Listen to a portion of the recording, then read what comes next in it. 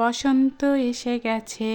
এই যে আজকে চলে আসছি, বসন্ত এসে গেছে। বসন্ত এসে গেছে মানে কি দেখছেন, আজকে যে এই যে ফুলের বাগানে চলে আসছি, আর এই ফুলের বাগানে, এটা হচ্ছে গাছের বাগানে চলে আসছি। আর গাছের বাগানে যে প্রতিটা গাছে গাছে ফুল ফুটে আসছে দেখেই তো মনটা ভরে যাচ্ছে। যখন এখানে আসি তখন তো আমার মনটা ভীষণই খারাপ ছিল, আর এসে দেখি যে যখন গাছে গাছে নতুন ফুলগুলো ফুটে আছে তখন তো দেখতে এত ভালো লাগছিল, কি আর বলবো, আমার মনটাই ভালো হয়ে গিয়েছিল।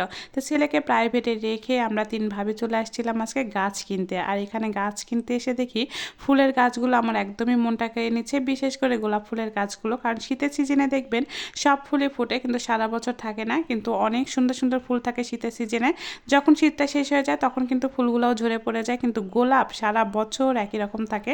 সেই গোলাপগুলো খালি যেন আমার মনটা কেড়ে নিচ্ছিল। এদিকে দেখেন বসন্ত এসে গেছে, সেটার প্রমাণ আমি দিয়ে দিই। সবাই বাচ্চা কাচ্চারা কি সুন্দর করে ছবি তুলছিল, আমার তো দেখেই খুবই ভালো লাগছিল। আর এই ফুলের মাঝে ছবি তুলতে কার না ভালো লাগে বলেন।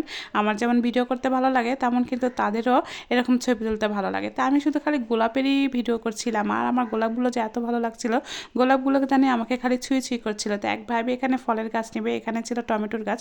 টমেটোর গাছগুলো ছিল অনেক সুন্দর মাসাল্লাহ। আর এখানে ছিল লাউয়ের গাছ, মানে মিষ্টি কুমড়ার গাছ, সব ধরনের গাছ। এখানে যদি আপনারা হচ্ছে টপও পেয়ে যাবেন এখানে। আর এখানে মাটির টপগুলো কিন্তু অনেক সুন্দর সুন্দর ছিল। এখানে হচ্ছে বালতিগুলো ছিল, অনেক কিছু ছিল এখানে, মানে আপনি গাছ লাগানোর জন্য যা যা লাগবে সেগুলো কিন্তু এখানে ছিল। এখানে আমাদের নওগাঁতে কিন্তু প্রতি বুধবারে এখানে হাট বসে, মানে গাছের হাটগুলো বসে। যে যেখান থেকে আসে অনেকেই কিন্তু এখান থেকে গাছগুলো কিনে নিয়ে যায়। আর আমাদের একদম শহরের মধ্যেই বাসা, এখানে এসে কিন্তু আমাদের বেশিক্ষণ সময় লাগে না। তো ছেলেকে প্রাইভেটে রেখে কিন্তু আমরা চলে আসছিলাম এখানে। অনেকেই গাছগুলো কিনছিল, আর এক ভাবি তো অনেকগুলো গাছ কিনলো। আর এদিকে আমার ছেলের এখনও প্রাইভেট থেকে আসেনি। আমাদের বলা ছিল যে তোমাদের প্রাইভেট শেষ হলে তোমরা এখানে চলে আসবে।